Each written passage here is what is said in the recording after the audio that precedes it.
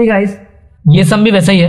यहाँ पे भी आपको एक इक्वेशन दिया गया है जिसकी मैक्सिमम वैल्यू आनी चाहिए जब आप पॉइंट्स की वैल्यूज निकाल लेंगे, मतलब जो आपको फिजिबल रीजन वो सब करना है। फिलहाल उसके अलावा आप ये सब ध्यान दीजिए। सब्जेक्ट टू कांस्टेंट दिया हमें, दो इक्वेशंस दिए गए हैं फ्रेंड्स, इन दोनों को कहते हैं लीनियर इक्वेशंस, बराबर। और हमें अब इसके जरिए ये बॉक्स बनाना पहले, कोरिस्पॉन्डिंग लीनियर इक्वेशन और पासिंग थ्रू पॉइंट्स, क्योंकि यहाँ पे हमें ग्राफिकल रिप्रेजेंटेशन द्वारा आंसर्स फाइंड करना है। ओके, तो उसके लिए पासिंग थ्रू पॉइंट्स यानी जो पॉइंट्स हम ग्राफ बनाएंगे वो चाहिए होंगे। कोरिस्पॉन्डिंग लीनियर इक्वेशंस क्या होता है? यही जो हमें इक्वेशंस दिए होते हैं ग्रेटर देन इक्वल वाले, ऐसे सब, ये इन्हीं इक्वेशंस को इक्वल के हिसाब से बना दीजिएगा। ठीक है, आपको पासिंग थ्रू पॉइंट्स फाइंड करने हैं। एक बार x की वैल्यू 0 रखिए, एक बार y की वैल्यू 0 रखिए, एक बार x की वैल्यू 0 रखिए, एक बार y की वैल्यू 0 रखिए। जब इस इक्वेशन में आप एक बार x की वैल्यू 0 रख देंगे तो आपको y की वैल्यू मिलेगी 20, और जब y की रखेंगे तो आपको ये 30 मिलेगा, बराबर। यहाँ पे भी सेम, जब आप x की वैल्यू 0 रखेंगे तो y की वैल्यू मिलेगी आपको 60। ठीक है, जब y की आप 0 रखेंगे तो x की वैल्यू मिलेगी आपको 18। अब इसके जरिए आपको ये पॉइंट्स मिल गए। अब इसके जरिए आपको इक्वेशंस बनाने हैं फ्रेंड्स। ठीक है, अब सॉरी ग्राफ बनाना है। ठीक है, पहले लाइन में x की वैल्यू है 20 और y की वैल्यू है y की वैल्यू है 20 और x की वैल्यू है 30। y की वैल्यू 20 और x की वैल्यू 30। लाइन मार दीजिए फ्रेंड्स। ये मैं ग्राफ पे नहीं बना रहा हूँ फ्रेंड्स, ग्राफ पेज पे जब आप बनाएंगे तो आपको आएगा एक्यूरेट। y की वैल्यू 60 और x की वैल्यू 18 दूसरे लाइन के लिए देख रहे हैं। ठीक है, 20 से थोड़ा सा पहले रोक दीजिएगा। ठीक है, 4 पार्ट मिल गए।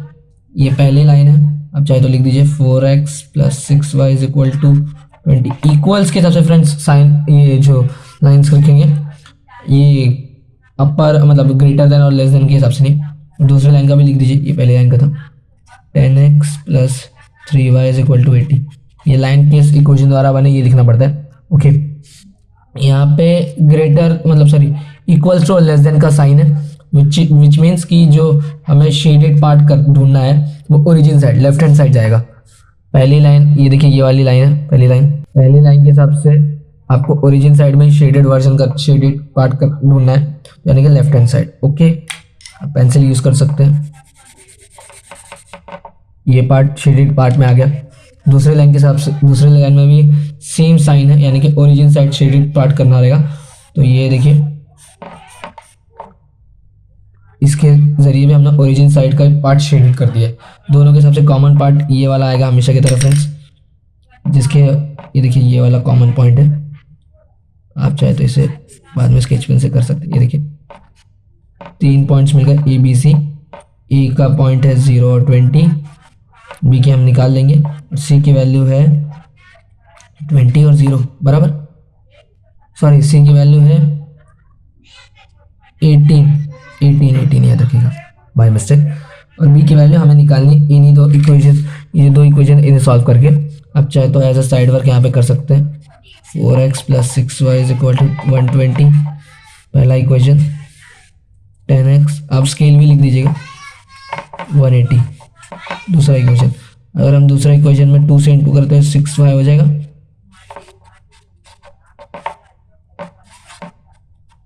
डिवाइड इंटू बाई 2, ये इंटू है sorry 20x + 6y 360 third equation. Third में से फर्स्ट वाला इक्वेशन माइनस कर दीजिएगा, माइनस 16x 240 y की वैल्यू मिलेगी आपको फ्रेंड्स 15। ठीक है, आप किसी भी इक्वेशन में पुट करके चाहे तो इसमें पुट कर दीजिए तो आपको x की वैल्यू मिल जाएगी। सॉरी फ्रेंड्स, एक छोटी सी मिस्टेक है कि ये x है, x की वैल्यू 15 है, मैंने ध्यान नहीं दिया। तो आपको y की वैल्यू निकालने के लिए किसी भी इक्वेशन में पुट कर दीजिएगा x की वैल्यू 15। ये y है, सॉरी मैंने छोटी सी गलती हो गई, अभी देखा मैंने।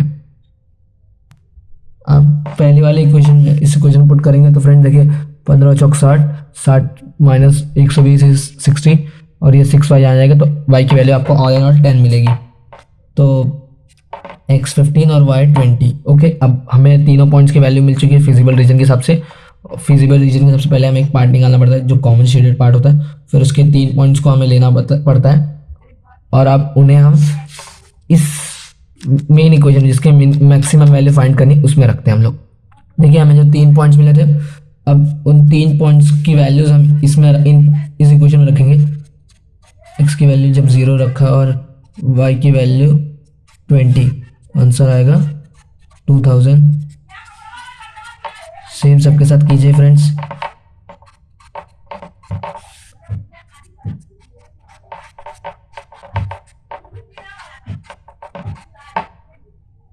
देखिए हमने तीनों पॉइंट के सबसे अलग अलग आंसर्स निकाल लिए z के, और फ्रेंड्स सबसे ज़्यादा वाली वैल्यू आएगी z की तब जब हम c की वैल्यू रखेंगे इस इक्वेशन में। इसलिए z is maximum at c, point of c, point c लिख दीजिएगा चाहे तो आप, and it's maximum value is 14,400। इस तरह से फ्रेंड्स इस तरह के सम सॉल्व करने होंगे आपको डायरेक्ट। आप अगर मेरे स्टेप्स को फॉलो करेंगे तो आप आसानी से सॉल्व कर सकते हैं। आप चाहे तो फ्रेंड्स ये वाला सम खुद से ट्राई कीजिएगा, x1 यानी कि x और x2 यानी कि y, ऐसे टाइप के सम से पूछे होते हैं। देखिए आपको बस इस बार थोड़ा सा चेंज है कि यहाँ पे z की जो वैल्यू है ना, मिनिमम वैल्यू फाइंड करनी है। आपको 2 इक्वेशन दिए गए हैं, लीनियर इक्वेशंस उन्हें कहते हैं। उसके जरिए आप कॉरेस्पॉन्डिंग इक्वेशंस इक्वल के साथ बस इक्वल रख दीजिएगा। पासिंग थ्रू पॉइंट के लिए एक बार x को 0 रखिए, एक बार y को 0 रखिए इस इक्वेशन में, और x2 और x1 की वैल्यू मिल जाएगी इस इक्वेशन के हिसाब से। सेम चीज़ इधर भी करना है, या तो 2 और वही सब बनेगा, -2i के आएगा। देखते हैं, आप पॉइंट्स निकाल लीजिएगा, फिर आपको फिर वही ग्राफिकल रिप्रेजेंटेशन के जरिए एक कॉमन फिजिबल रीजन फाइंड करना है। उसके 3 पॉइंट्स मिलेंगे, उन 3 पॉइंट्स को इस इक्वेशन में पुट करके देखिए कि z कब मिनिमम वैल्यू देता है, और जिस पॉइंट पे देगा वही आपका कॉमन पॉइंट या फिर परफेक्ट आंसर होगा, ग्राफिकल सॉल्यूशन होगा। होप सो कि आपको ये वीडियो ये चैप्टर पसंद आया होगा। अगर हाँ तो प्लीज लाइक करें, कमेंट करें और दोस्तों के साथ जरूर शेयर करें फ्रेंड्स। स्क्रीन पे एग्जाम देखिए, पढ़ता हूँ पहले। 2 types of food packets A and B are available. Each contains vitamin N1 and N2. A person needs 4 decigram of N1 and 12 decigram of N2 per day. Okay. Food packets A contains 2 decigram of vitamin N1 and 4 decigram of vitamin N2.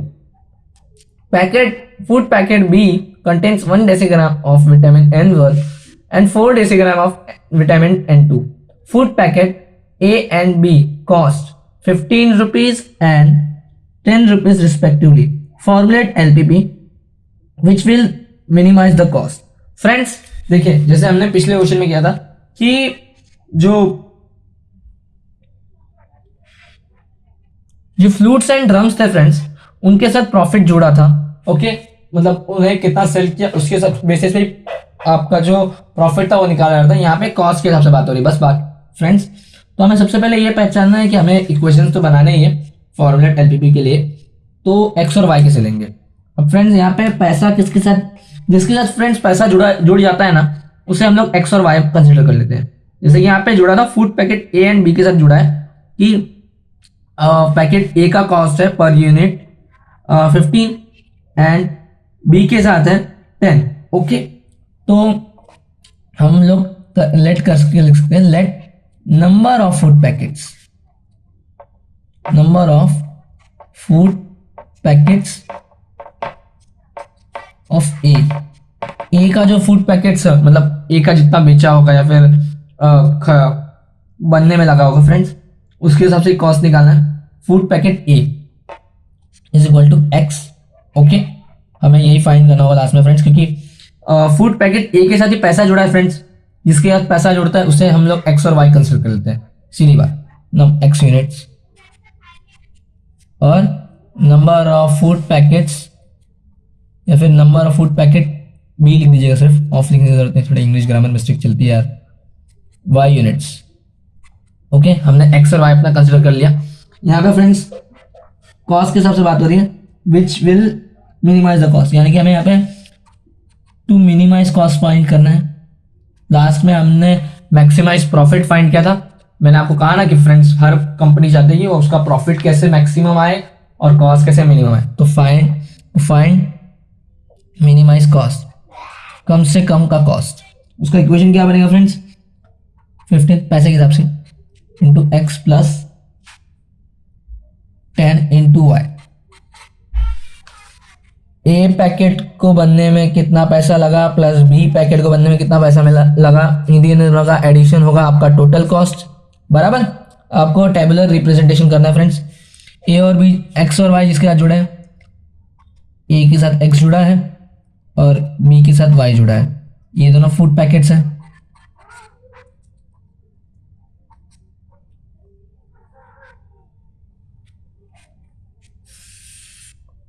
ठीक है,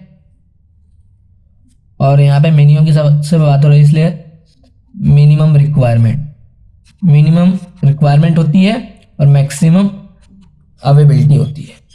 मतलब maximum कितने देर के लिए उपलब्ध है और minimum कितने देर चाहिए। ठीक है, इन दोनों के हिसाब से, इन दोनों के बाद बात हो रही है फ्रेंड्स विटामिन की। फूड पैकेट्स के अलावा जो यहाँ पे यूज हो रहा है वो है विटामिन N1। फ्रेंड्स आपको टेबुलर रिप्रेजेंटेशन के लिए याद रखनी क्या क्या चीजें, कि x और y हमने जिन्हें माना है उन्हें टेबल के फर्स्ट कॉलम सेकंड कॉलम बनाना है। ठीक है, और जो तीसरा चीज रहेगा वो होगा मिनिमम रिक्वायरमेंट का या फिर मैक्सिमम अवेलेबिलिटी का। ऐसे टाइप का ये 3 कॉलम को डिसाइड करना है, और उसके अलावा जो चीजें होंगी उन्हें हम कॉलम वाइज फिट कर देंगे। ये रहता है फ्रेंड्स, ये होता है रो वाइज फिट करेंगे, और ये होता है कॉलम। इतना तो आप आई होप को पता होगा। तो हमने ये डिसाइड कर लिया है कि एक्स और वाई जिन चीज़ों के साथ जुड़ेंगे वो होंगे हमारे फर्स्ट कॉलम और सेकंड कॉलम। उसके अलावा जो थर्ड कॉलम होगा, क्वेश्चन में जो होगा मैक्सिमम रिक्वायरमेंट से रिलेटेड, मतलब मैक्सिमम अवेलेबिलिटी से रिलेटेड चीज़, उसे हम थर्ड कॉलम में सेट आउट कर देंगे। अदरवाइज मिनिमम रिक्वायरमेंट के हिसाब से जो चीज़ें आएंगी उन्हें हम सेट कर देंगे। उसके अलावा ये सब। अब हम क्वेश्चंस के डेटा को इसमें पुट करते हैं। कहा जा रहा है कि packet A contains 2 decigram of vitamin N1, 2 decigram of vitamin N1 and N2 का जो है 4 डेसीग्राम। ओके, तो देखिए हम इस टेबल से पढ़ सकते हैं क्वेश्चन की चीजें, कि food packet A requires 2 decigram of N1 and 4 decigram of N2। बराबर, अब फूड पैकेट बी के हिसाब से बात करते हैं। 1 decigram of vitamin N1 and 4 decigram of vitamin N2। Okay, अब देखिए यहां पे कहा जा रहा था कि a person needs 4 decigram of N1, यानी कि किसी एक पर्सन को मिनिमम रिक्वायरमेंट कितनी है N1 विटामिन की 4 और N2 की 12।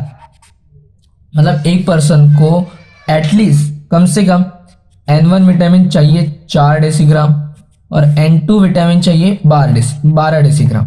इस तरह से फ्रेंड्स ये टेबल सेट हो गया। अब इसके इक्वेशंस बनाने के लिए सबसे पहला एक fix line subject to constant, fix line लिखिएगा फ्रेंड्स। अब इसका इक्वेशन बना दीजिए, 2x प्लस 1y 1 है। मिनिमम रिक्वायरमेंट का फ्रेंड्स मैंने आपको साइन बताया, ऐसा होता है। दूसरा जो इक्वेशन बनेगा ये 1 है, याद रखिएगा friends. 4x plus 4y minimum requirement 12। That's all. इतना काम हमें करना है। हमने x और y सेट आउट कर दिया, हमने मिनिमम कॉस्ट का जो इक्वेशन बनना चाहिए जिसके हिसाब से मिनिमम कॉस्ट निकालेंगे वो फाइंड आउट कर दिया, टेबुलर रिप्रेजेंटेशन किया, उसकी सहायता से ये इक्वेशन बना दिया एंड इस तरह हमने हमारा LP भी फॉर्मुलेट कर दिया। बस इतना करना था। और एक और फिक्स लाइन है फ्रेंड्स कि x की वैल्यू और y की वैल्यू 0 आए या 0 से बड़ी, यानी कि पॉजिटिव साइड ही रहना चाहिए। ठीक है फ्रेंड्स, अब मैं चाहूंगा फ्रेंड्स अगर आपको इतना अच्छा से समझ गया होगा तो कि आप एक सम खुद से भी करें। आपके लिए पढ़ देता हूं। अ machine is use for producing 2 products A and B।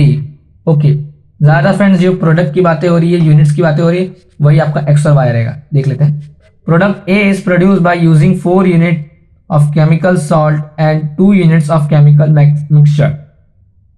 product B is produced by using 2 units of chemical salt and 3 units of chemical mixture. Only 100 unit of chemical salt and 1500 unit of chemical mixture are available. यानी कि maximum available कितना है friends? Chemical salt 100 और जो आपका chemical mixture है वो 1500. The profit on product A. Friends profit किससे जुड़ा है? प्रोडक्ट ए से. तो लेट प्रोडक्ट ए या फिर number of product A, number of product A लिख दीजिएगा चाहे तो. Number of product A is equal to x. Okay, क्योंकि फ्रेंड्स प्रॉफिट जो है ना, प्रॉफिट और कॉस्ट जिन चीजों से जुड़े होते हैं, आपका ज्यादातर प्रोडक्ट्स और यूनिट के साथ ही जुड़ा होता है. ज्यादातर क्या आई, जैसे यहाँ पे फूड पैकेट के साथ जुड़ा था, यहाँ पे प्रोडक्ट के साथ जुड़ा था, नंबर ऑफ प्रोडक्ट के साथ, वो होगा x. Number of product B is equal to Y units. बराबर, ठीक है. और जो आपका प्रॉफिट का इक्वेशन बनना चाहिए वो किस तरह का बनेगा? आपका जो प्रॉफिट है वो तो हमेशा चाहिएगा मैक्सिमम ही ना. चलो to maximise profit Z is equal to product A पे पर यूनिट 30 रुपया और बी पे 20 रुपया पर यूनिट. ये आपका मैक्सिमम प्रॉफिट का इक्वेशन मिल गया. अब आप जो क्वेश्चन के डेटा है उसको इस बॉक्स के टाइप में सेट कर सकते हैं. देखिए जो x है प्रोडक्ट, याद रखिएगा, ए प्रोडक्ट है आपका x, बी प्रोडक्ट है y और लास्ट का जो आपका कॉलम बनेगा वो होगा मैक्सिमम अवेलेबिलिटी का. बराबर. और इन दोनों के अलावा जो चीज बची है वो है केमिकल सॉल्ट और केमिकल मिक्सचर. ठीक ना? इसके हिसाब से आपको डेटा फिट करना है. आई होप अगर आपको समझा होगा तो प्लीज़ घर पे खुद से ट्राई कीजिए फ्रेंड्स, और अपना जो आंसर है ये यहाँ तक मुझे फॉर्मूलेट एलपीपी करके फेसबुक या इंस्टाग्राम पे ज़रूर बताएं. होप्स कि आपको ये वीडियो पसंद होगा. हाँ तो प्लीज़ लाइक करें, कमेंट करें और शेयर करें फ्रेंड्स. मिलूंगा आपसे फ्रेंड्स, तब तक के लिए बाय.